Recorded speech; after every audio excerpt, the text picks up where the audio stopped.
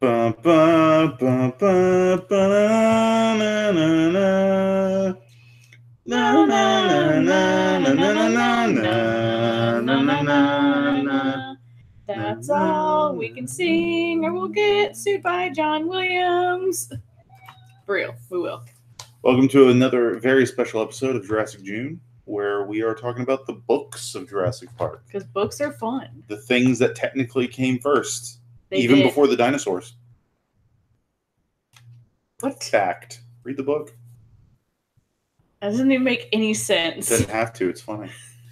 Well, I guess that is true. So, thank you for joining us on this very special episode where it's our first time with Geek to My Nerd covering books. Yeah, we've never covered books before. Casual conversation if you talk to us on Twitter about books, but never in one of our shows. Yeah, and that's really exciting. It And is. of course, my day job is an English teacher, so I'm always talking about books. Check them out. So, and then I've read these books now for 3 times, so I'm excited to talk about them. This is the third time for this show. This is the third time that I've read both Jurassic Park and The Lost World. This is the first time I've read Jurassic Park all the way through. And the very first time I've even read The Lost World completely. Because I remember trying to read Jurassic Park, back in like 94, 95, years after it had come out already, after the movie came out, and all that jazz. And this is the first time I've completed it because I was a kid and I didn't appreciate books with pages upon pages of science jargon. Yeah, there is a lot of science jargon. I read it for the first time in 10th grade, so I think I was a little more, as a reader, capable of appreciating that kind of thing. Science was always my favorite subject in school, so I just ate that up. I loved every minute of it. I think it took me about a week to read each book. And in our English class in 10th grade, we'd have to keep like a little journal of what we were reading. I forgot exactly what we were supposed to journal about, but it was part of the assignment. And then we would have to go have a conversation, a little book talk with our teacher about what we had read. And I remember this guy that was a total jerk in my class was like, "Oh, you just probably watched the movie, didn't you?" And I just cited everything that was different between the book and the movie. And the teacher's like, "You don't have to read anymore." Those notes would have been helpful for this show. But that was in the the early 2000s. So yeah, I don't have access to that anymore. And then I reread them in 11th grade because that teacher wasn't about journals, just about taking those accelerated reader tests. Yep. So I was like, well, this is a good opportunity to reread books I like and then take the test so it's fresh in my mind. And you just don't tell the teacher that you read it twice because they get real mad about that sometimes. Whereas me as a teacher, I'm like, if you want to reread a book, you're going to get something else out of it versus just the one read. So I always encourage people to reread things, but different times. The only book I can remember the accelerated reader for heavily was senior year. I read The Hobbit. Oh, nice. And only read about half of it. And took the accelerated reader and got a 100 on the test because I guessed for the last half of it. What would Frodo do? Yeah, well, it's not just what would Frodo do. What would Gandalf the part do? that threw me off completely is like, what did Bard use to slay Smaug and blah, blah, blah. I'm like, man, I don't know, but it's a fantasy book, so the black arrow seems appropriate. So you used the fantasy tropes to help you pass? Yes. Yeah, I did that with a book once, too, in college. Not pass, get 100. Oh, I'm sorry. I read Airframe, which is another Michael Crichton book that hasn't ever been adapted into a movie for my senior accelerated reader thing. We've gone, like, way off topic with our memories. We talked about books. We did talk about... Check them out. Again, the California raisins. So, I'm just going to check in with the chat real quick. Yeah, that's what I was going to say before you interrupted me with your raisins talk. TJ and Kimber are in the chat. And It's not like I've done that with all books. Like, The Hobbit was literally like I was reading at my leisure because I'm killing Kimber, apparently. Oh, no. So you've read the whole thing, I have. though. I've read it all recently for my fantasy literature class at University of Houston Coal Lake. That class was awesome. What professor teaches that class? Dr. Day. He is really cool from what I've heard. It's actually a selected topics in literature class. And then I think each semester he selects what the theme is. And I think the spring semester is always fantasy. Nice. So nice. But no, I read the book at my leisure, and by the time it was time to take the test, I was only halfway done. Like a grading period to read the book, and it had to be a higher level book. Yeah. So Yeah, luckily the Airframe was like 12th grade level, and that's what our teacher wanted us to read. And that's a really good book. We should probably talk about it sometime. We should. But we're here to talk about... Which, by the way, it should be noted that if this works well and we have fun talking about this book, we had talked about doing more book talks. Yeah, because books are fun. Yep. All right, so let's get into it. Maybe we can have a BFF book club. Ooh, that would be fun. Yes. All right, so that life. We are going to pop back over to our Jurassic Park books section. All right, so the format for this, of course, a little bit of overview of the books, some little facts. We're going to talk about the characters, and this is where we're going to also start talking about differences between movie and book, which characters were featured, which characters had changes, which characters were totally eliminated and incorporated into other existing characters. We're going to talk about some of the big plot divergences between book and movie, general gripes and likes about each of the books, and then things that from the book that we wish would have been in the movie, which we called most missed from the movie. Things that why did they not adapt that, because it would have been really cool. And we'll probably share some things why we think it wasn't adapted and all of that. So let's get started. All right, so Jurassic Park was released on November 20th, 1990, so we were very young. Of course, Michael Crichton. It was a number one bestseller on the New York Times list. It's Goodreads rating, which if you're not familiar with Goodreads, is a really cool site where you can go review books, and it also helps you keep catalogs of what you've read and what you have on your shelf and what you want to read. I love using it to help with my reading goals. 3-point views, and then its Amazon.com rating is 4.6 out of 5. The first edition of the book was 400 pages, and the audiobook is 15 hours and 9 minutes, and that's how we read it together this last time, was with the audiobook. And that offers a very different reading experience versus having the book in your hand. Either way is valid, of course, but there's some little things that you do miss not having the pages in front of you. All right, so the first thing we're going to talk about before we check back in with the chat, or we're going to check back in with the chat first, and then we're going to talk about the featured characters. So these are the ones that are in both the book and the movie in some form or fashion. So let's check in with the chat real quick. So we have Kimber nominates The Hobbit. She's doing laundry though, so she may not be seeing this at the moment, but that's fine. It's cool. That's cool. She'll get here. Yeah. Randall is still at work, but wanted to check in and say have a good show. And if we're still going when he gets off, he'll join the chat again. Awesome. And it looks like Nolan's just joined us as well. That's really awesome. He's a huge book fan. And of course, he's an aspiring writer himself. Yep. So we just to kind of catch everybody back up, we had talked about maybe doing like a BFF book club. So we'll try to figure details out about that later. But first, let's talk about the characters from Jurassic Park. All right, so of course, Alan Grant is one of the main characters.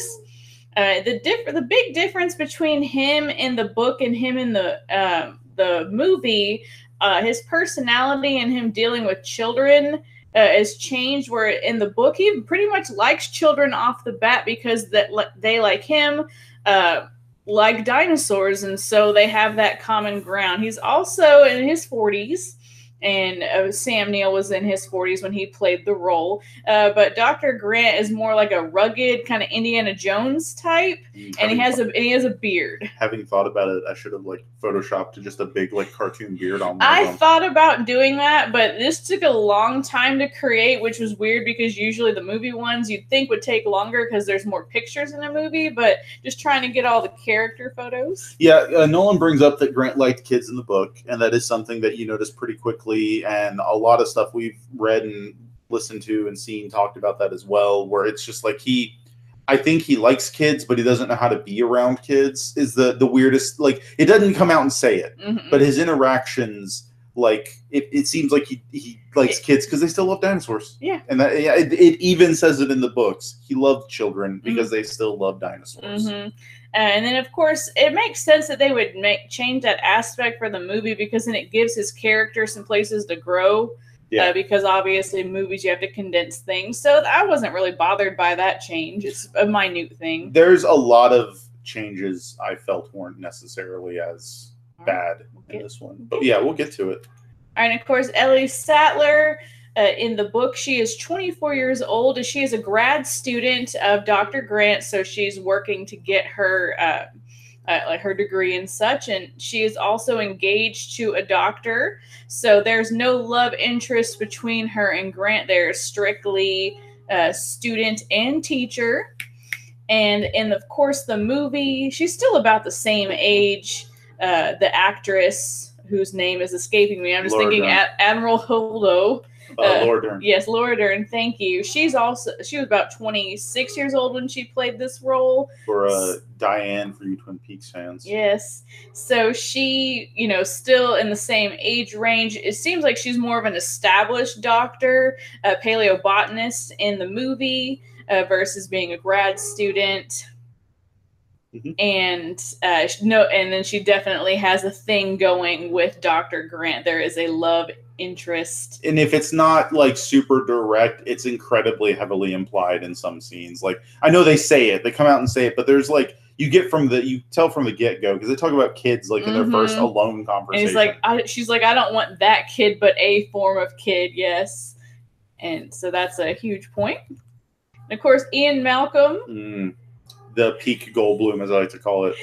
Yes. And our cat is like so chatty over there. Life finds a way.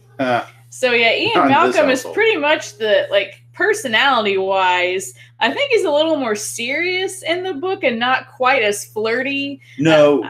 I didn't notice much flirtation between him and Dr. Sattler.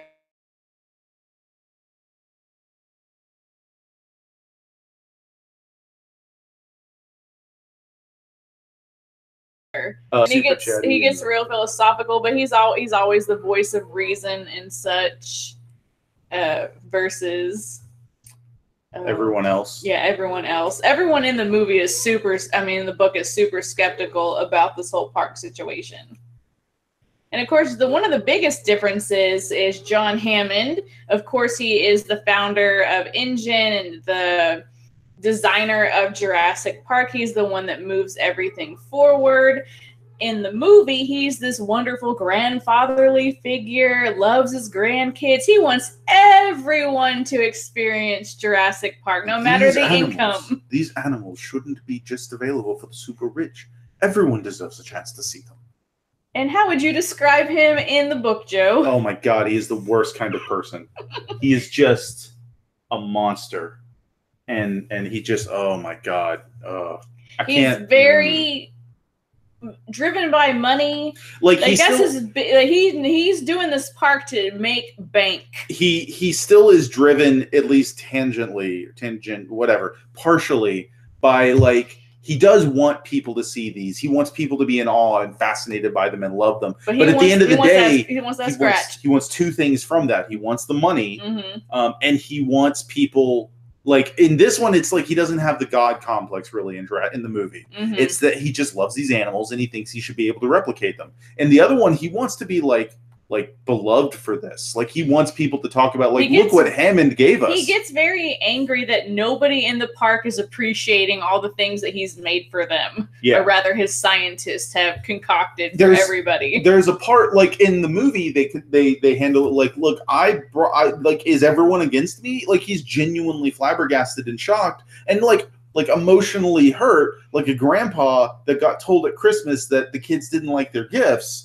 And he's like, oh my God, that wounds me. In the book, he's like mad. He's like, why is nobody in awe of these animals? Why is it like, I'm showing you a brachiosaur. I think a bunch of bad stuff had already happened too. So it's like, no, duh. That's why they're all mad, because this place is dangerous. He shows them a brachiosaur and they're like, what's wrong with this? This is what's wrong. It's like, oh my God, what's this? And all stuff. And he's like, I'm showing them an animal that's been extinct for millions of years. And the first thing they're doing is picking it apart. So yeah, he's very different, very focused on what he wants, and very money driven, and not very nice. Yeah. All right, so Lex and Tim Murphy in the book. Their aging is swapped, and their so roles... Tim is the older one. Lex is the younger one. Yep. Tim still is a dinosaur lover, but that's where the similarities between the book and movie stop. Yeah, he is also the computer expert in the book, and Lex is basically a young tomboy who complains about written everything. So poorly. It's so annoying. She has no redeeming quality. She's not helpful at all. So I thought this was another positive change, because I didn't mind them swapping the ages of the character, but to give the girl character something to... Well, she's not just there to be annoying. Yeah, I mean, sure, we make fun of her for saying she's a hacker, because she's really not a hacker, but she is still good with computers, and she's helpful. She's a hacker in the scope of Jurassic Park, okay? Yeah. It's something. And Tim, I think it makes a lot more sense for the young boy character to be that wild-eyed wonder about dinosaurs, where in the book they make fun of him or his parents make fun of him, particularly the father. Why do you still like dinosaurs? That's for children. Yeah. And so it does kind of give his character a little more emotional depth, but I thought the changes were pretty good. Yep. Yeah, Tib. Lewis Dodson and Dennis Nedry, a couple of other characters. This is one of my first gripes with this, is Dodson is such a waste. Yeah, he has a lot more to do in the book and also in the Lost World, which we'll get to later. He is the biosyn. In the book, he is actually like a scientist, but he's a rebel scientist and does things wrong. He's like their rock star scientist. He's the one that they're like, hey guys, hey investors, we have Lewis Dodson. And he does things not only wrong, but he's all about trying to reverse engineer things and try to steal the technology from InGen.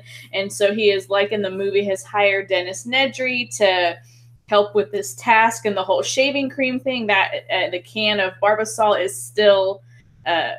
I think it's even the same brand in the book and the movie. No, it's not. Is it Gillette? It's Gillette in the book and Barbasol in the movie. Okay. And that's another thing, is Nedry is like a rapid departure, because he's still kind of a jerk in the movie, but he's a more sympathetic jerk. Like, you see why he actually is upset with him. Yeah, like they've done a lot of things at InGen where in the movie it's like you're just complaining that you wasted all your money. But in the book, they're not really compensating him for all of the extra work that he's had to put into making the park secure, because they wouldn't really tell him the truth about what was going on. And so he didn't know about all of the dinosaur stuff. So he had to basically redo the whole security system, and they didn't pay him for it. So naturally, he's going to be very bitter. Yeah. So yeah, it's a little frustrating. I think I like Nedry better in the movie, but Dodson better in the... Or no, I like both of them better in the book. That's what I was getting at. Yeah. Okay. All right, moving on to Ray/John Arnold and Robert Muldoon. And so John is in parentheses because his name in the book is John. Yeah. They changed it for the movie because they probably didn't want to have two characters named John, and people get confused because, they look so much the same. They got glasses. Yeah. Same dudes. Totally same. And, of course, brilliantly played in a very subdued way by Samuel L. Jackson. The character's pretty much the same book and movie. Yep. Meets the same end. And then Robert Muldoon is, I think he's pretty much the same end of the book and the movie as well. I think his fate's slightly different in the book. We'll get to the fates. But he's definitely, they call him like the Great White Hunter because that's usually what they call like the African game hunters. Yeah. And then, of course, they kind of go into his background a little bit more with him being very much like a naturalist. And he doesn't want, he's not really into the whole hunting thing anymore. He's kind of changed his ways. He's still really good at it, but he doesn't really enjoy it. He's very competent and very helpful in the book. Yeah. As is Ray/John. Let's move on to some other characters. Mm-hmm. We got Donald Gennaro and then Dr. Henry Wu. Yeah. Donald Gennaro is one of the characters that sees the most change from the movie to the book. His personality is cobbled together from a character that does not make an appearance, which we'll get to later. Donald Gennaro in the book is kind of reluctantly going to Jurassic Park. He is a lawyer still. He's kind of missing his kid's birthday to be here. And he's a lot more heroic in the book than he is in the movie. He's not the one that abandons the children. No. He actually goes back to look for them, and he's really crucial in one of the scenes that we're going to look at later. He's got his moments of like, yeah, this is like, I don't want to do this. He does have his moments of like... He complains, but definitely not... He's nowhere near what he is in the movie. The money-grubbing aspect of his character comes from John Hammond's book version to the movie version, but definitely a lot more redeeming qualities in the book. And then we really do get a lot more insight into Dr. Henry Wu. In the book, we get to a lot of the scientific jargon comes from passages that are told from his point of view, and we get to learn about the trials and tribulations of them trying to take all of these particles of DNA to recode these creatures that they don't really have a basis for. They're just kind of making them look like what we perceive them to look like, not what nature actually had them look like. Right. And he is actually a lot more heroic in the book. He meets a different ending as well. And it's interesting, too, because I think they even touch upon it in the movie, but in the book, they go super into the philosophy behind, like, he wants to do more to change the dinosaurs, to make them, like, et cetera, et cetera. And I have to believe that the discussion between Wu and Hammond in the book at that point is the impetus for Jurassic World, and how Hammond was like, no, they need to be scary, et cetera, et cetera. And because like the technology that they're talking about would be revolutionary to help people being able to do all these things with DNA, but then they're making a theme park full of monsters with it. So they're definitely aware that what they're doing is totally frivolous. Yeah. And that they could be doing so much more.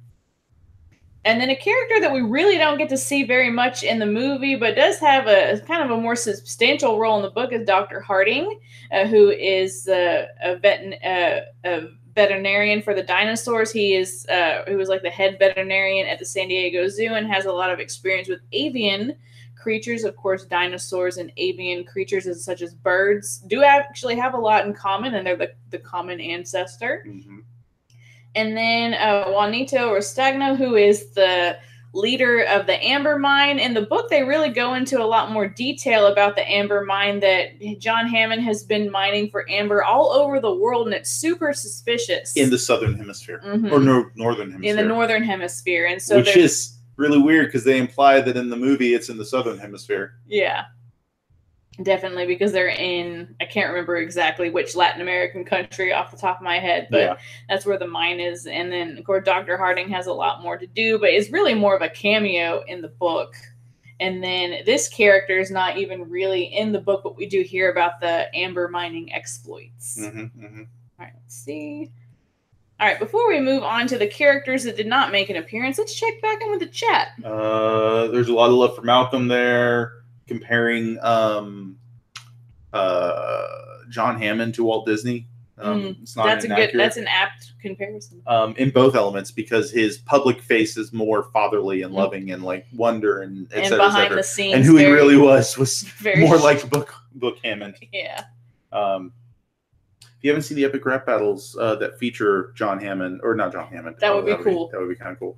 That has with Walt Disney in it. It's pretty accurate. Yeah, it starts off as Stan Lee versus Jim Henson. And Kimber has the Dodgson line in there when we had Dodgson up. So got Dodgson here. No one cares. Yeah, no one cares about your character. So moving on to the missing characters. All right, so characters. There's a lot of characters that did not make an appearance, and so a lot of people just kind of pick this picture of this random guy from Jurassic Park as Ed Regis, who a lot of his traits are also transplanted to Donald Gennaro. He's the one that leaves the kids. Yeah. And he's a PR person, and just like the worst portrayal of a PR person. So, Joe, I know it's your future career. Don't be mean, and don't be a slime ball. I know you won't. Don't be a Regis. Don't be a Regis. That's going to be like written in your yearbook, because colleges totally have yearbooks. They actually do. They really do. No. So yeah, Ed Regis. He's a total slime ball. He meets his demise. I think similarly to Gennaro. Maybe not in the bathroom, but at some point. And then it was just easier to do it this way. So many doctor characters. The whole beginning of the book is so different, because we have this incident where this Dr. Roberta Carter. She's working in Costa Rica, and she comes across this person that's been it just a backhoe went over him. But really, he was mauled by a raptor because she has the saliva, and then suddenly the specimen disappears. And her paramedic, who's named Manuel, is very superstitious about like what the injuries are. There's like these rumors of these creatures. I think they call them hupia. Mm-hmm. And then the Bowmans, who are a family that are on vacation in Costa Rica, and their daughter Tina is attacked by the small compies. Yeah, compies. If you've seen Lost World, you are familiar with that scene. Yeah. And then so she's taken to Dr. Cruz, who treats her injuries, and he passes it on to Dr. Gutierrez. Which I believe Dr. Gutierrez is in the beginning and in the book. Because I think he's the one that goes to talk to them when they're at the resort. Yeah, he's the only character that's in both books that's not in any of the movies as well. Yeah. And so then this whole mysterious lizard thing gets passed on to all these other doctors, and eventually Alice Levine is the one that says it looks like a dinosaur, and there's all this is what kind of gets the impetus of like the team together. Like there's this something weird's going on, and we need to figure out why. And then Bob Morris, the EPA investigator, who always with the EPA, who is suspicious of the amber mines, he's the one that kind of gets Grant and Ellie on board, and that's when like the whole team kind of comes together. It's like there's weird stuff happening in Costa Rica on the mainland, and Hammond is doing some suspicious things, and that's how it's very different from the book where it's like, hey, I'm trying to do this park and I'm a cool old man, and no, it's like we need to come check this out because there's already problems before they even opened, before they even had like the let's do the wellness check or whatever you want to call it. Yep. The inspection. So, checking with the chat, not a lot of chat since we started this next part. So, yeah, I guess just move on to the plot differences. The other plot differences. So, besides the characters, the whole beginning of the book is totally different. We see a little bit of the beginning of the movie references the young man who is maimed by the Velociraptor, but then it goes right into the other stuff. So we skip the whole thing with the Bowmans. So I'll pick these stills from the Lost World since it's represented there. Mm-hmm, mm-hmm. Another huge plot difference is 2 juvenile raptors, because they're already breeding in the park. The population has surged, but nobody realized that the population had overgrown with all the different species. And so a couple of juvenile raptors who were born in the wild have jumped up on this boat that's going to the mainland.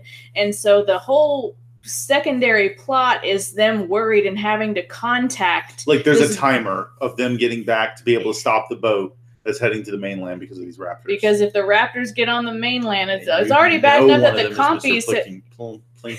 Pilkington. So it's the compies have already been bad enough on the mainland. They've killed many young children and the elderly. And so if this happens, it's going to be total mayhem because we know that the raptors are highly intelligent, and of course the compies are like they're dangerous, but they're not raptor. They're scavengers, so they see opportunities. Whereas the raptors can like unlock doors and like type on a computer and smoke a cigarette, a pipe and talk. Nolan brings up the book opens. He believes the book opens with a hospital getting savaged by dinos. It's more that someone is brought into the hospital and they're constantly telling the doctor who's treating him. El Raptor. Well, someone else is like, no, it was a backhoe that went over his leg, but his leg is like torn up in a different way. There's saliva and there's bite marks. Sticky saliva, and the dude who got bit was saying El Raptor. And of course, when you Google that, it just comes up bird of prey, which I also looked it up, and it's like, oh, that really is the Google search that you get. Of course, they didn't use Google back in the 90s, but you know what I mean. Oh my God, they didn't use anything back in the 90s yet. They had the intranet and such, just not the way we have it today. Barely. So yeah, this is a major plot point that is not echoed at all with the raptors getting on to the mainland. Yep. And there's a lot, like I said earlier, there's a lot more dinosaurs on Jurassic Park. Like each of the different paddocks have like there's more than one there is a family of T-Rex. It's like a mother and a father and a juvenile. T-Rex, so not quite an infant, but, old enough to kind of be doing things on his own. There's lots of raptors, lots of other dinosaur species that they didn't have in the movie. And part of it is because they haven't been able to, they thought they had chromosomally neutered them, but they didn't. It didn't work. And then it was something like the reason they didn't know that this was also happening is like their system was like stuck or something. And when they rebooted it, they finally saw the numbers going up of like population count. Mm-hmm. So, and also some of them could change gender as well. Like, yeah, that's the frog DNA they speculated.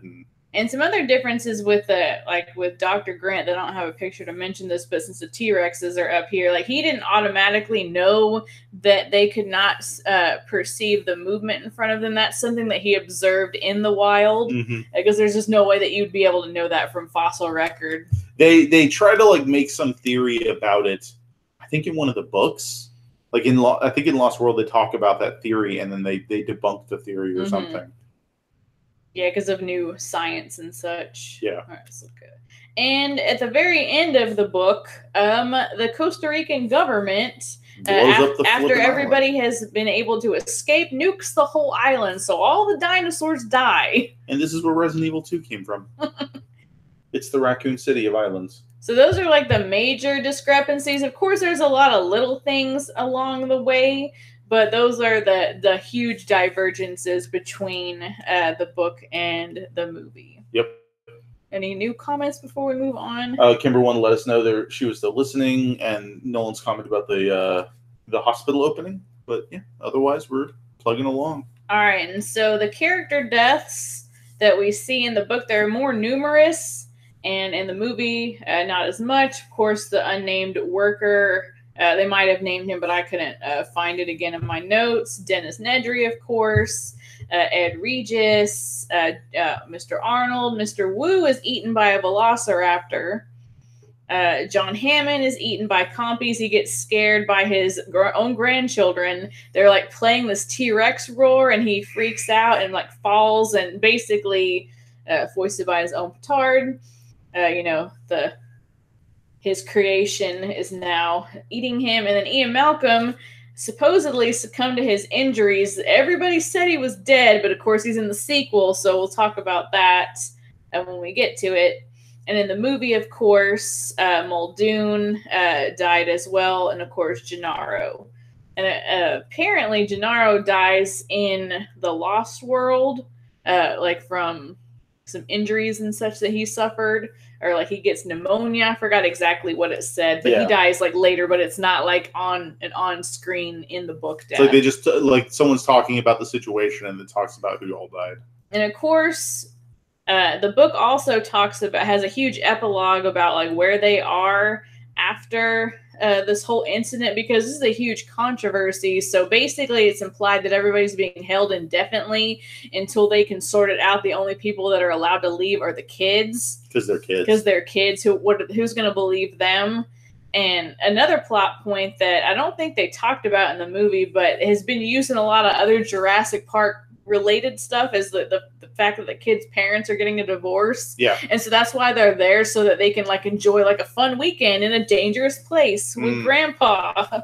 Who doesn't like them. Yeah, he's very not like keen on them. Like they could literally be dead, and he's like, whatever, who cares? Right. All right, so we're at what? The gripes of the book? Mm-hmm. All right. So what's our first one? Okay, so for me, the book is really dense, like super science babble dense. And it's fine. I get it. I can understand it to an extent, but like I know when I tried to read it when I was younger, I couldn't. This is the part that lost me. And even then, there are parts where they get all like long-winded philosophically talking about this stuff when the world is literally collapsing around them. And I'm just kind of like, don't do this. Well, I mean, they do it in the movie too, but it's like two people for 3 minutes. Yeah, they go like there's a lot of long-winded Malcolm passages and a lot of Wu passages. So yeah, I could see that too. Definitely, because I had read the story twice before, and with the fact that with the audiobook versus having it in front of you is definitely like, okay, when are we going to get to dinosaurs eating people? Nolan says gripes. It's a bummer to read. Felt worse about the world reading it after reading it, like the movie though, or felt happier with the movie.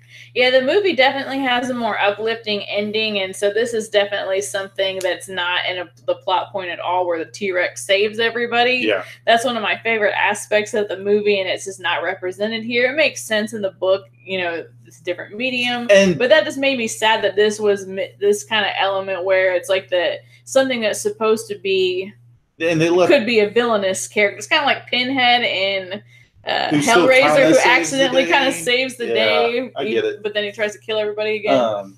But it's the other thing too, is they cut a whole scene out of the book, or out of the movie that's in the book, where they go to the raptor nest, and which that was kind of cool. Yeah, in the books. What Michael Crichton typically does there's not usually like a big like battle or like lasers or anything like that in his books. Usually the ending is like an intellectual way, except of course when they nuke the island. But like the way that they trick the raptors into eating these eggs that are poisoned. Yeah. And so it's like a cool way that they are able to solve their immediate problem, which is trying not to die. Which is really funny, considering they went to all that trouble to do that, and then, when like the island gets nuked. Yeah, well, they had to get away from them, so it's like a short-term solution. Well, they went to the nest because they're like, we want to observe what's happened, and kill the last of them off. Yeah, and then that well, when are they ever going to get the opportunity to see a raptor nest again? Never. So makes sense. How's it going, Smokescreen? Thank you for joining us. All right. So, yeah, I was real bummed that there wasn't more. There is a really cool T-Rex scene that they had, like, on the river. Yeah. But it's not where it's, like, swimming after them, and it's legit terrifying. Which is in the video game, but not in the movie. All right. And the likes about the book are next thing. Yep. So one of the things that we missed out on because we read the audio version, not the actual paperback or hardback version, is the text features. The novel is divided up into 7 iterations, and they each have like a different quote. I think they're all Ian Malcolm quotes because he is a chaos theorist, a mathematician, and so each of these fractals kind of represents like the level of chaos that's happening in the park. So in the first iteration, things are okay. Obviously, there's problems, but it just seems okay. And then as the second iteration, we see more problems until finally we get to the 7th iteration, and things are totally mass chaos in these. I think they call them like dragon fractals. I thought it was a really cool text feature. This is something that's always stuck with me since I've read the book. And so I thought it was a really cool thing. There's also other cool text features in the book where they'll show you like different computer screens and whatnot. So there's a lot of little visuals, not like a ton of pictures, but to represent like what they're reading on computer screens and such. Totally. Smokescreen popped in saying, never really got into Jurassic Park. And I get that. I like Jurassic Park, probably not as much as you. But it's definitely one of my favorites. You always want to be a dinosaur. I always wanted to be a dinosaur. Yep, you always wanted to be a dinosaur. I wanted to be a paleontologist. I didn't actually want to. In the world of Jurassic Park, that pretty much is a dinosaur. Well, really. Another thing I really liked was the characters, where we weren't focused on like a love triangle that they're trying to establish in the movie. These are just highly competent scientists and mathematicians. They're all doctors. Well, and there's even kind of one there. But it's just like, it's almost played off as a joke, because it's like Ellie and Grant are kind of in a relationship and Malcolm is kind of hitting on her, but it's all funny stuff. It's not like in the book. Oh, in the book, yeah. In the book. Yes, it's cool. Sometimes it is hard to conflate that. Yeah, my head's in 30 places right now. It's cool. But yeah, all the characters are good. And then like Malcolm, even though they were kind of annoying to read when he was on morphine and all his little philosophical diatribes, it was pretty funny. The Malcolm ones made sense. Yeah. Most missed from movie. Nolan said they said I could be whatever I wanted, so I became a raptor. Raptors are the coolest dinosaurs. I'm sorry, that's a really funny way to say Pachycephalosaurus or Ankylosaur, which I don't think is its actual name. This is what people call it. Yeah, I think it has a different name. All right, so these are the moments that we felt they should have put in the movie, and so we're going to be reading. Yep. All right, we'll be reading. So this comes from the 6th iteration, the second to last chapter. And so things are finally being restored officially. The power has come back on after Tim hacks the system. And so it says, on the monitor, the buildings beyond the bow of the ship were much larger. And moving to the right, as the ship turned left and prepared to dock, he saw crewmen heading out to the bow, preparing to tie it up. Tim scrambled back to his seat and stared at the startup screen. He studied the screen. Telecom, BBB, and Telecom RSD both looked like they might have something to do with telephones. He pressed Telecom RSD. You have 23 waiting calls and or messages. Do you wish to receive them now? He pushed no. Maybe the ship was one of the waiting calls, Lex said. Maybe that way you could get the phone number. He ignored her. He heard a dial tone, then the tone of the numbers being automatically dialed in rapid succession. Is that it? Grant said. Pretty good, Timmy, Lex said, but they're almost there. On the screen, they could see the prow of the ship closing on the Punta Arenas dock. They heard a high-pitched squeal, then a voice said, hello, John, this is Freddie. Do you read me? Over. Tim picked up the phone and on the console, but heard only a dial tone. Hello, John, this is Freddie. Over. Answer it, Lex said. Now they were all picking up phones, lifting every receiver in sight, but they heard only dial tones. Finally, Tim saw a phone mounted on the side of the console with a blinking light. Hello, Control, this is Freddie. Do you read me? Over. Tim grabbed the receiver. Hello, this is Tim Murphy. I need you to. Say again, didn't get that, John. Don't land the boat. Do you hear me? There was a pause. Then a puzzled voice said, sounds like some damn kid. Tim said, don't land the ship. Come back to the island. The voices sounded distant and scratchy. Did he name was Murphy? And another voice said, I didn't get name. Tim looked frantically at the others. Gennaro reached for the phone. Let me do this. Can you get his name? There was the sharp crackle of static. Gotta be a joke or else friggin' ham operator or something. Tim was working on the keyboard. There was probably some kind of a way to find out who Freddie was. Can you hear me? Gennaro said into the phone. If you can hear me, answer me now. Over. Son, came the drawled reply. We don't know who the hell you are, but you're not funny, and we're about to dock, and we've got work to do. Now identify yourself properly or get off this channel. Tim watched as a screen printed out Farrell Frederick, D, Captain. Try this for identification, Captain Farrell, Gennaro said. If you don't turn that boat around and return to this island immediately, you will be found in violation of Section 509 of the Uniform Maritime Act. You will be subject to revocation of license, penalties in excess of $50,000, and 5 years in jail. Do you hear that? There was a silence. Do you copy that, Captain Farrell? And then, distantly, they heard a voice say, I copy. And another voice said, all ahead stern. The boat began to turn away from the dock. Lex began to cheer. Tim collapsed back in the chair, wiping the sweat from his forehead. Grant said, what's the Uniform Maritime Act? Who the hell knows, Gennaro said. They all watched the screen in satisfaction. The boat was definitely heading away from the shore. I guess the hard part's finished, Gennaro said. Grant shook his head. The hard part, he said, is just beginning. Yeah, okay. No, that was great. That's one of my favorite scenes from the whole book. Is Gennaro's moment. Yeah, this is the moment where he really comes into being a cool character and just like making up all of this lawyer jargon to get them to turn the boat around. I really wish that this kind of a scene could have been in the movie, but obviously with all of the character changes that they did to Gennaro, that was not going to be in the cards. But I just think this kind of intellectual way to get around a problem is really funny, and the fact that he just literally made it up and they bought it. So yep. Speak with authority, sound like you know what you're talking about.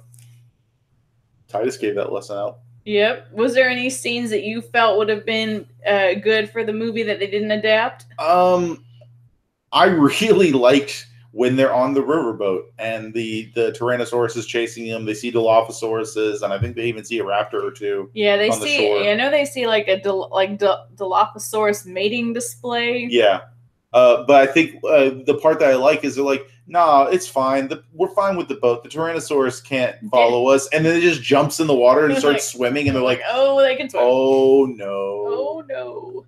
There's also a really cool scene in the pterosaur enclosure that they have in the third movie. They use chunks of, and that's something I feel like they did for the third movie. Is they used unused chunks of the books. Like they cribbed together what they could. It's like we can make a movie out of these unused elements. Yeah.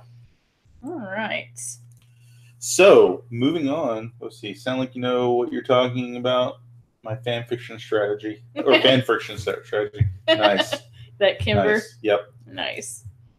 Lost World. All right, so The Lost World came out September 8th, 1995. Of course, Michael Crichton, #1 bestseller, New York Times. Its Goodreads rating is 3.74 out of 5, and its Amazon user rating is 4.5 out of 5. So those are both a little lower than the first Jurassic Park novel. Its page count is 30 pages higher. And it's also 10 minutes longer than the previous book. So those page links matter. Yep. And so this was kind of, people were begging for a sequel, especially after the movie came out. Mm-hmm. So Michael Crichton kind of, I think, felt compelled to write this. Yep.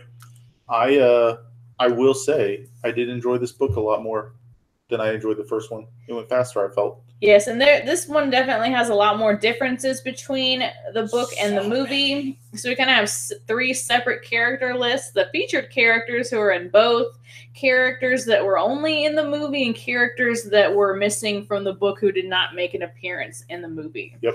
So this one definitely is way different from the Lost World movie, which we'll get to. All right, so of course Ian Malcolm is back. He's not dead. Yeah. So he makes a joke in the beginning that he felt bad for I'm sorry to disappoint all of my detractors who were excited to hear that I was dead, but the reports of my death were inaccurate. So he was only just heavily injured. I'm pretty sure that's a retcon. Yeah. To bring back a beloved character, because obviously the other 2 probably would not want to ever go back on an island. Yep. But maybe Ian Malcolm would, because he's just... Well, and Ian Malcolm is a character that they didn't flesh out enough, in the movie at least, about his backstory, side story, associated characters, that they could reasonably get him to come back. So... And another big difference from his character in the book versus the movie is in the movie, everybody knows about Jurassic Park. It's not a secret. Yeah. There's been, he wrote a book. I think other people have written books about it that experienced it. Yeah. So everybody knows, but in the world of the novels, it's a big hush hush thing. So he'll kind of allude to what happened, except in Costa Rica. But he never explains how he got his injuries, and I feel like in the movie as well, they kind of are like, yeah, they've talked about it, but people don't really believe them. Mm-hmm. The world at large don't. Academics will, some kids do, but most adults don't believe. Yeah, no one believes that Jurassic Park was a real thing until the movie, of course, because San Diego. And he walks with a cane now because of his sustained leg injury. But yeah, he doesn't really talk about what happened. Nope. And people are always really curious about what happened to him. Sarah Harding, who is a former love interest, but they're not together in the book. But in the movie, they're still heavily involved. She is an animal behaviorist who specializes in African predators. In the book and in the movie, she is a paleontologist who specializes in animal behavior. Mm-hmm. And her reasons for going to the island are vastly different. In the movie, it's because she wants to study them. She's hired by InGen. In the book, she is with the Biosyn crew. Well, in the book, the reason she even goes is because of related to a character that has nothing to do with the movie, really. Mm-hmm. Exactly, Tip. All right, Kelly Curtis, sometimes known as Kelly Curtis Malcolm, is a young character in the book. She is not related to Malcolm at all. She is a student of a character who is not in the movie, and they are worried about their teacher, so they find a way to tag along on this expedition, and then later they get discovered being there. And she has another little friend that we'll talk about later. In the movie, of course, they kind of combined this character's traits with the other character that's not in the movie, and then made her Malcolm's daughter. So I guess it would make more sense that she would be there versus two unrelated kids who somehow got onto this island. So it's definitely we need to try to narrow the scope of these characters and get them together in an easy way. Kind of like in a D&D game where it's like, you already know each other. We're already at the tavern. Yep. Let's make this quick. We don't sum need it all up in a sentence, basically. Yeah. And in the book, she's a huge fan of Sarah Harding. She studied her work. She's very nerdy, and she has a really bad home life. Her mom doesn't encourage her academic pursuits, and you can tell that she comes from, again, like a real rough home life. Yep. And the character in the book is a Caucasian young woman, and then the other friend that we'll get to is African American, and so they just kind of combine them all together. Yeah. There's a lot of combining characters in this one, whereas way more than the first one. Yeah, they had literally the one dude, and this one it's like practically everyone. All right, and so Eddie Carr is another character that has a lot of traits attributed from other characters that we don't see.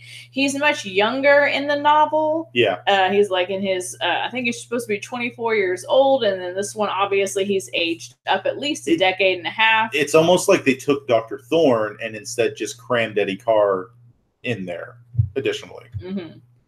Yeah, so his personality is, very different. But he does meet, I think, a similar fate. Yeah. But yeah, those are the only characters that are in both the book and the movie. Yep. The rest of these characters are exclusive to the movie. One or the other. And they also have character traits from some of the characters that are missing. All right, so of course the Bowmans we mentioned before. They're from book one. They're from book one, so they're exclusive to this movie version though. Mm-hmm. And their origin has changed. In the book, they are Americans and they're on the mainland Costa Rica, whereas in this one they're British and they just happen to find Isla Sorna and they're like, here's a cool place, and they shouldn't have been there. No. And of course, Tim and Lex and John Hammond also make an appearance in the movie. It's very brief. John Hammond is having to sign away his company to, I think it's his nephew, because he's very ill. And so it's kind of basically on his deathbed. But this is the only real appearance that we see of them, the kids in the beginning of the movie. And then we do see John Hammond again at the end. Yep. And then his nephew, Peter Ludlow, who's very much like all the bad traits of John Hammond from the first book. Very much. Very, concerned with money. And his impetus for getting on the island is to capture the specimens so that he can open up a zoo and display all of the creatures. Yep. And then Nick Van Owen and Dr. Robert Burke are totally made up characters. I think Nick Van Owen got a lot of the young traits of Eddie Carr. Yeah. And then Dr. Robert Burke is in the InGen side, and he's their paleontologist expert who is kind of not like a foil to Sarah Harding, but kind of like, kind of like in Shaun of the Dead, when like each crew. Yeah. From he's like a minor Sarah Harding, because he kind of echoes everything she says. Because like Shaun has his crew, and then his ex-girlfriend played by Daisy from. I think it's just a good friend, Yvonne. Yeah, the good friend Yvonne. She had her crew, and it was like all the same tropes. Yep. So this is just kind of like the same trope kind of a character, but not really paralleled from anyone in the book. And again, Nick Van Owen, I think, definitely has a lot of the good aspects of Eddie Carr that they took away from his character to kind of make this idealistic. Nick Van Owen doesn't have good aspects of any character. Well, I mean, he's a good hearted guy. His heart's in the right place. I'm just teasing. And then these two characters, AJ Sidhu and Roland Timbo. Roland is very much like Dark Muldoon.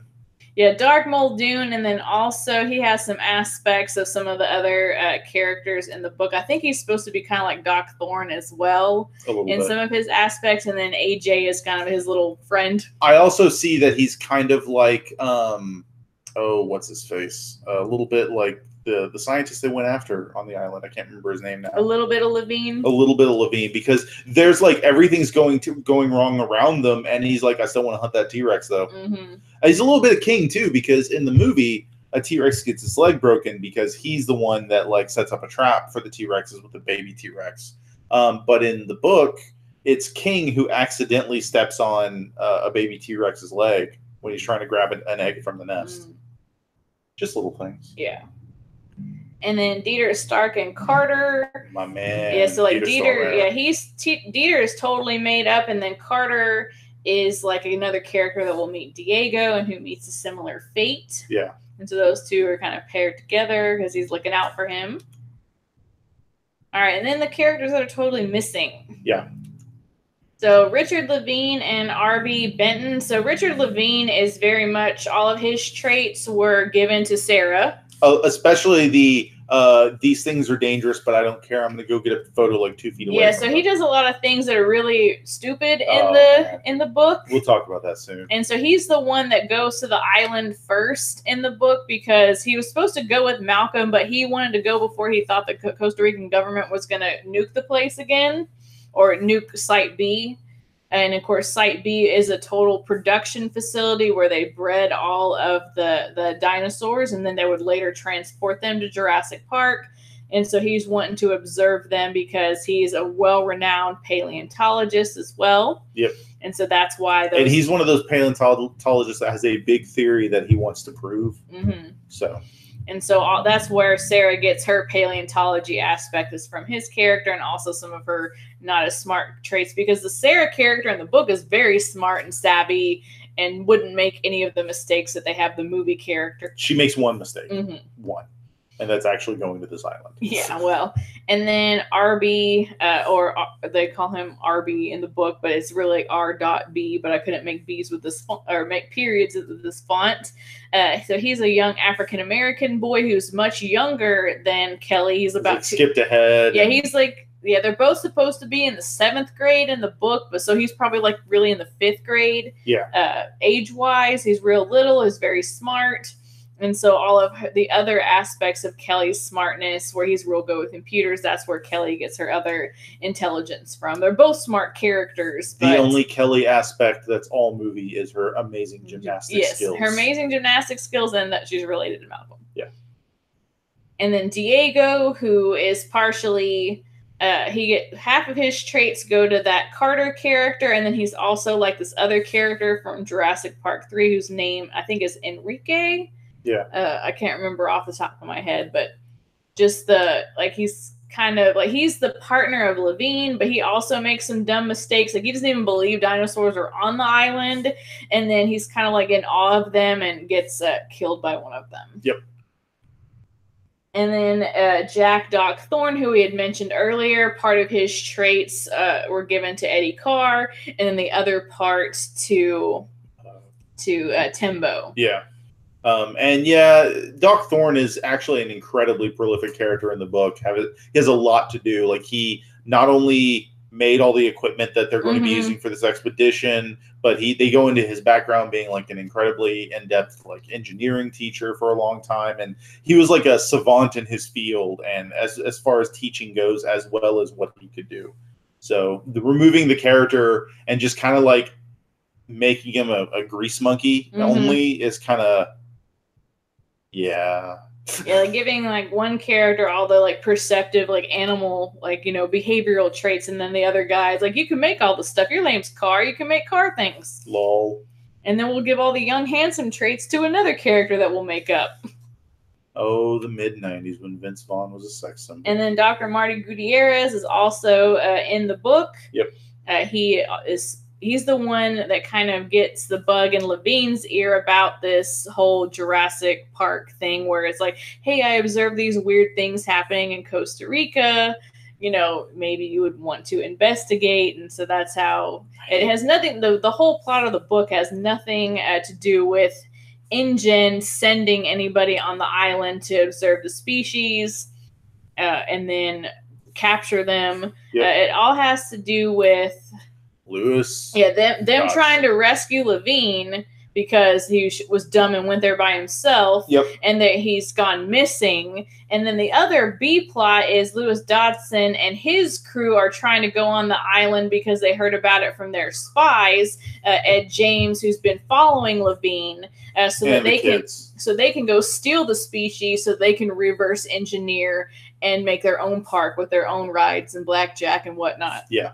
And get the technology so that they can. They can make little pet dinosaurs still. Yeah, his crew of evil scientists. They're all bad. They're not all scientists either. It's like him, and then there's this one character. Is it George Basilton? Yeah, I think George Basilton is. He's more of like a personality because he's the one that goes on TV. They talk about it for a long time. He goes on TV and he's like, "Well, what really happened is this."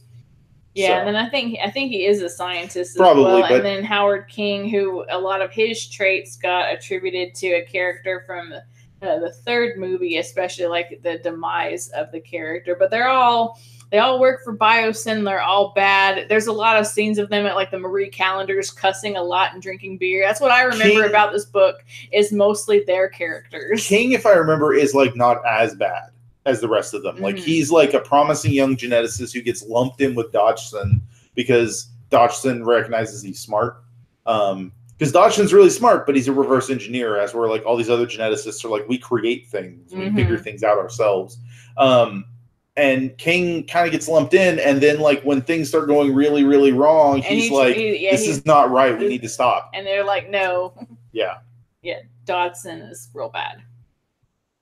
He's an amoral monster. All right, so before we move on to more plot divergences. I haven't had much conversation in chat. I'm sure people are still listening. They're just doing their thing. Yeah. All right, so one of the biggest differences that we've already talked about is Biosyn. There's a way bigger role in this book. Yeah, Dodgson and his crew, their idea is to go and steal things from the island, especially like the dinosaur eggs and such things that they can easily transport back so that they can do their own reverse engineering. Yep. And so that is the huge B plot. And for most of the story, they don't even know that each group, like I guess they know Levine's there, but like the groups don't interact at all until like the very end. There's like a little occurrences of interaction between like portions of the group. Like since Sarah is going later in the thing, or later in the story, she runs into Dodgson not knowing what he's there for, the kind of person he is, and that kind of stuff. And then this whole plot with InGen, they have nothing to do with anything with trying to capture the dinosaurs. Yeah. So all of this stuff is just total. This does not happen at all. It is a rescue mission, but not rescue the dinosaurs from corruption. So none of these elements are present in the movie at all. And then, of course, the biggest point in the Lost World movie is the whole third act in San Diego, which does not happen at all in the book. Yeah, basically once people are on the island, the story stays on the island. It stays on the island till the very end when, they leave on the chopper. Yep. And then another big plot point is they've noticed that all of the dinosaurs are all little. Yeah. There's no adult species. They never reach full-size maturity. And so what they discover later on in the book is that first they were feeding them like a process like goat's milk, which is fine because apparently goat's milk is hypoallergenic, meaning that you're not going to get... Yeah, there's no known species that are allergic to it. But then later on, because, obviously these are big creatures and you have to feed them all the time. They have, big metabolisms, even the little infant ones. They started feeding them some processed sheep. Sheep are known to cause like what's called scrapie in sheep, mad cow in cows. And so they basically all of the animals on the island are infected with this like dinosaur. It's like a prion. Yes, that's what they call it. Prion bacteria. And so they'll never reach full maturity because this like when the scientists were on the island, they were able to control it, but now it's gone widespread. And eventually the implication is that this island will go extinct on its own because it's not a sustainable ecosystem anymore. And technically, they even talk about that it wasn't to begin with because there's way too many raptors or way too many carnivores and that kind of stuff. Yeah, there's too many carnivores versus herbivores, and the island wasn't even big enough to support the numbers. So yeah, so the whole lysine thing, like they don't even bring that up. That's a kind of a point that they make in Jurassic Park, the book, where like the ones that escaped have been eating crops that are like soybeans. Lysine. Lysine rich crops. Yes. So I thought that was an interesting plot point that, of course, they don't address at all. In the book, they kind of talk about like, well, the ones that are like they're finding crops that are lysine rich, and then of course predators eat the prey that have the lysine in them. So yeah. Yep. All right. So character deaths. Diego is eaten. George Basilton is torn apart by the Rex. Howard King is eaten by velociraptors, as Eddie Carr is. And Dodgson is used as a practice kill for the baby T-Rex. And those are all from the book. From the movie, Eddie Carr is torn in half by the mama and the papa T-Rex, so he kind of meets that similar fate that George Basilton does. Of course, Dieter is eaten by compies. Carter is trampled by the mom. Burke is eaten by the mom. AJ is eaten by velociraptors, and then Peter Ledlow suffers the fate that Dodgson suffers by being the practice kill for the infant T-Rex. Which is a really cool scene in the movie. Because you can see the T-Rex like, go for it. Yeah, like, here you go, son. Mom. And as the T-Rex, the baby T-Rex is turning him, is like, now don't ever talk to me or my son again. Yes. All right, so what were your gripes about the Lost World book? All right, so my big gripe is everyone is so dumb. Like, everyone in this book is just a big flippin' idiot.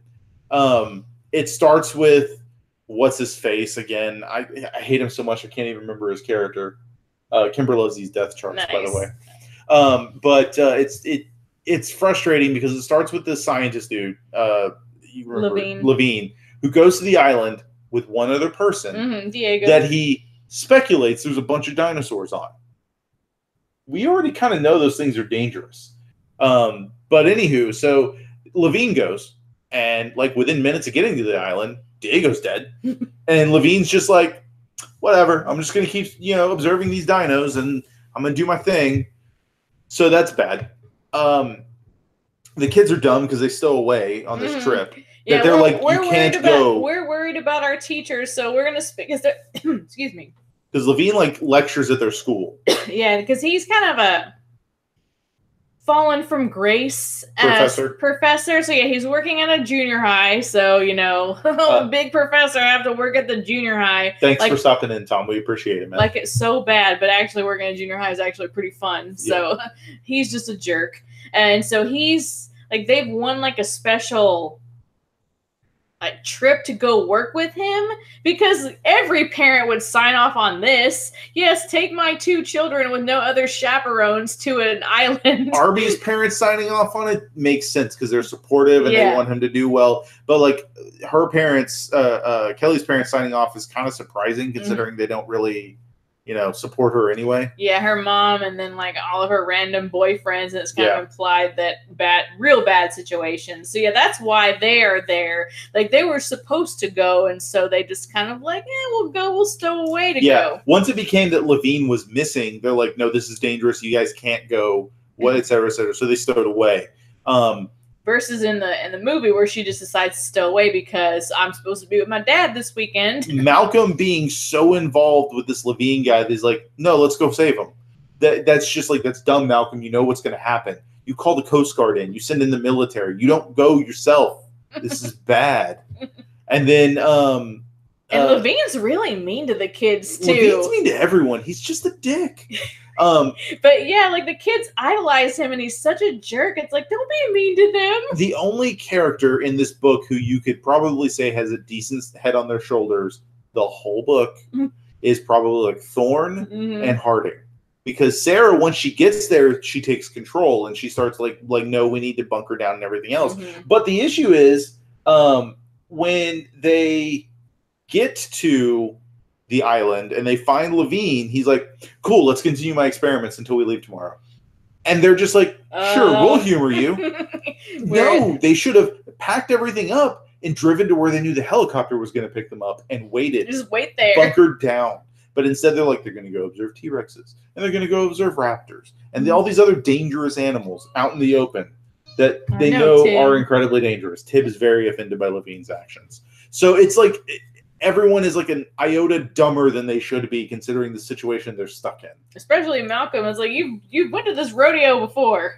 You know what this is going to be. You should probably know. Tom brings up that he likes how the title subverts the original Lost World book. Instead of humans finding dinos, the dinos finding people. It's kind of cool. It's fair. I get it. Yeah, and they mention the title of the book a lot, where like this is a lost world because it's, you know. Yeah. Instead of the Hollow Earth theory, it's just an island somewhere. The dinos are still there. Mm-hmm. But I think Levine, when he's theorizing in the beginning, is like, no, it's just been untouched for millions and millions and millions of years. And Malcolm's like, nah, son. Nah, son.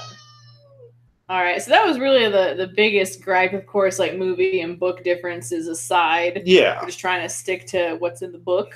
Mm-hmm. All right, so what were some things that we liked? Yep. I really like the text features in this one where it's divided up into 7 sections. Instead of the iterations, it's now configurations. And they get more complicated as it goes on. I could only find the first and second one. I couldn't find the other ones because I don't have a physical copy of the book with me. Because fractals. And of course, the quotes are Ian Malcolm again. And there's other cool text features as well. What were some other things that you liked from the... I, in general, liked this book better than the movie. I felt it was more exciting, which is weird to say considering the movie is already just an action movie. I felt like the minimalization of characters, because the first one, the movie had less characters in the book. Mm-hmm. And this one, the book has less characters in the movie. And I also like that they brought Dodgson back. Yeah. Because I think like the movies try to villainize the dinosaurs to an extent, even though it's not villainizing them. They're like, it's just their nature. They're predators and all that jazz. But the books like use Dodgson as a really reliable villain. Like Levine's a jerk, sure, but he's not the kind of a villain. He doesn't want to do this like because Dodgson literally tries to kill Sarah. Like he shoves her off the boat. Shoves her off the boat. And he's like he's just a monster. And it's really well handled. And I just like that they brought him back for that. Yeah, the book is very different from the movie. I also think that the book is a lot smarter than the movie with the way it is handled. You could definitely tell that they're obviously the film version is trying to parallel things that happened in the first movie, and and it's just trying to be a big action movie. Yes, because the movie is definitely more of an action movie. Whereas I feel like Kimber in general. Nice.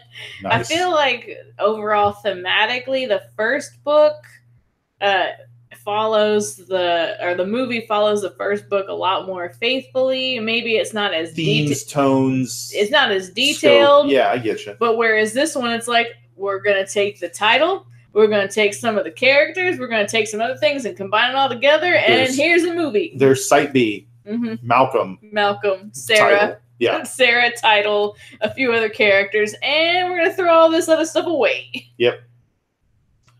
The lack of Dodgson is missed. Mm-hmm.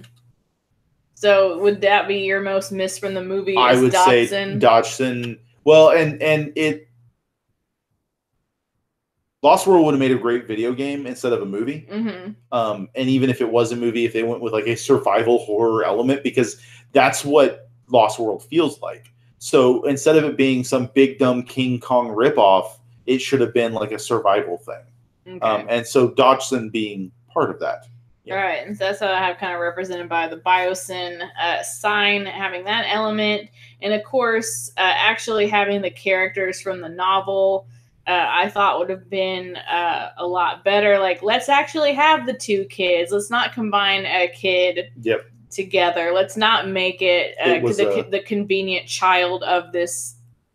Sorry, excuse me, character. Let's actually have like the Dr. Levine and, cut out some of these other characters that you made for, whatever reason. It was a bio sin that they did this. Yeah, I went there.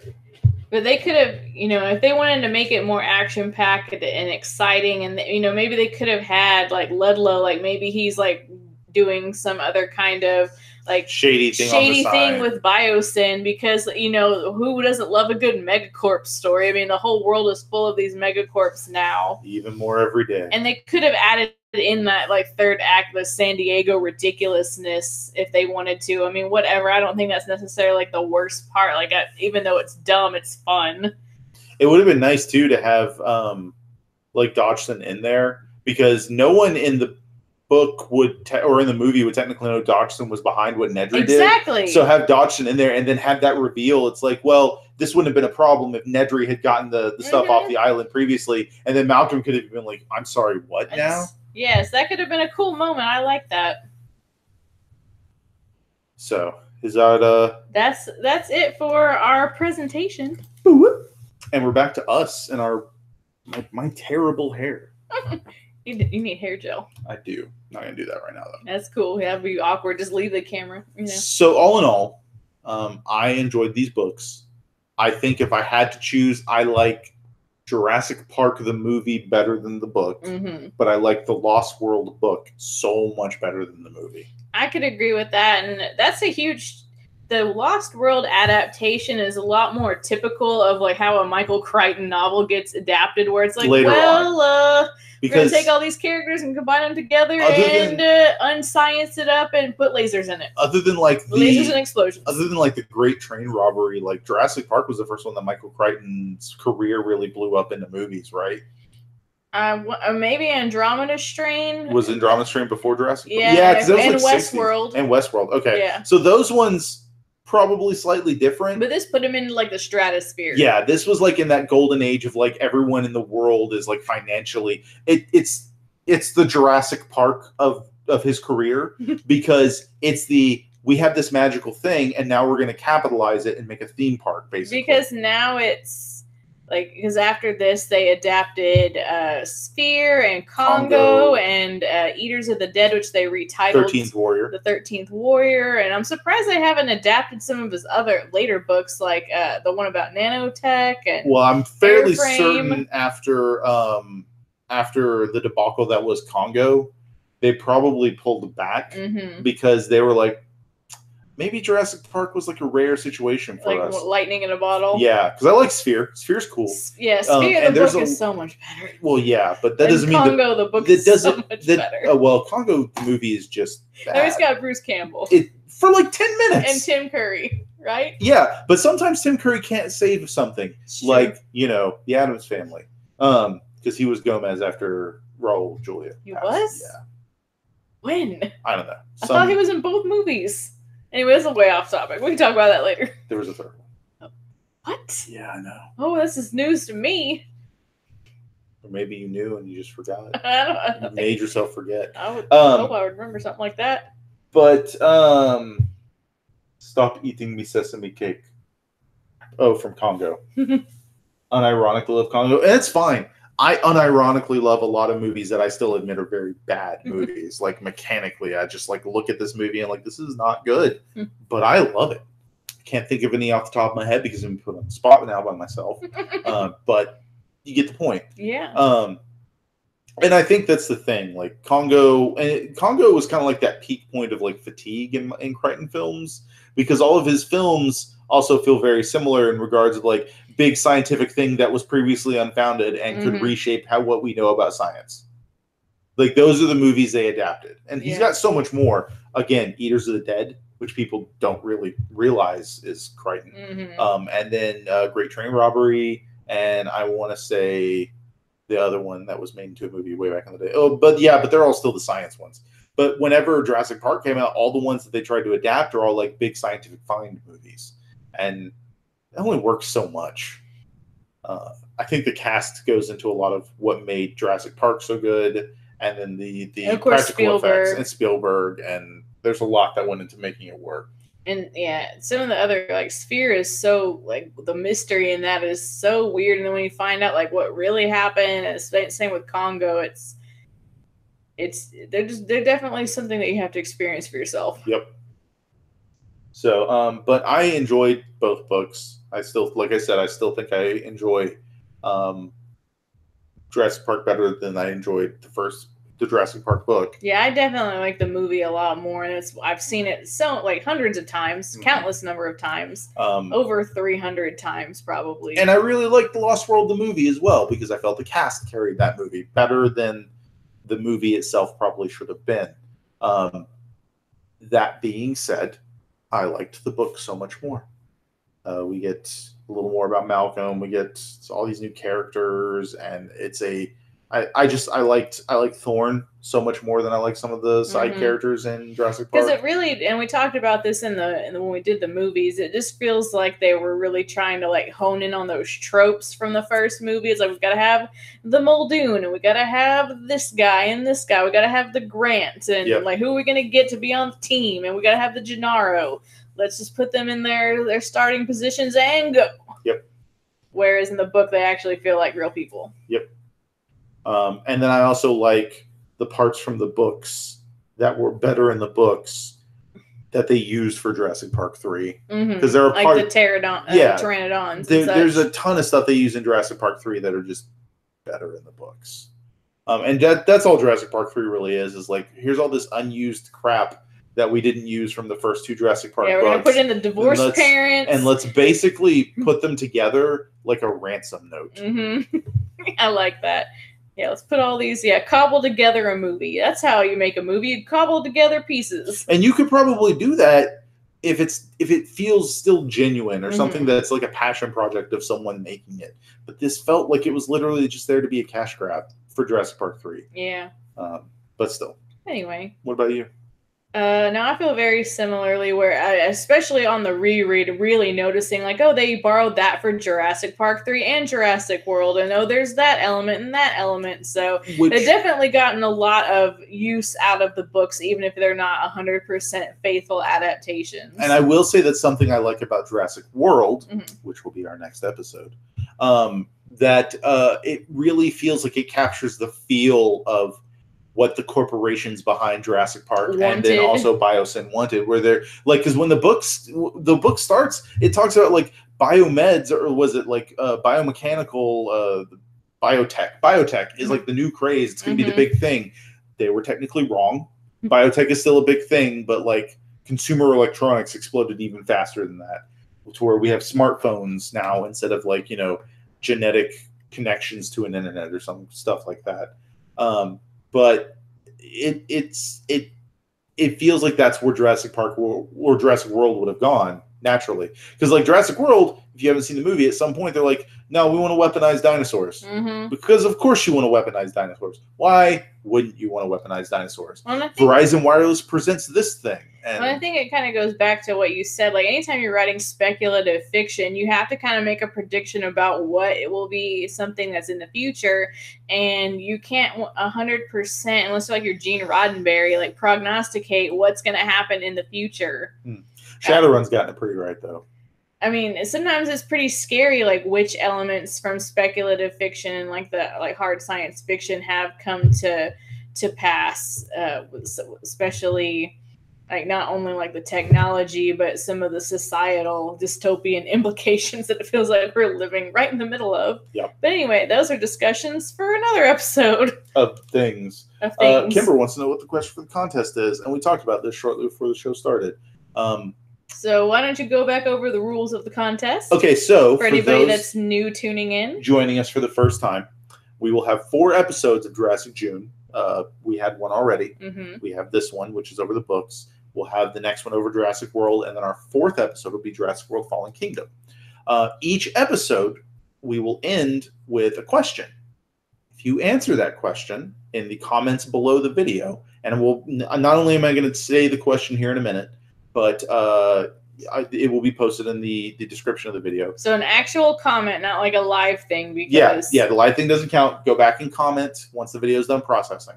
and you're subscribed to the channel, you will gain 1 entry for each video that you comment on. You can't need like 7 answers and get on one video and get 7 entries. Only 1 will count.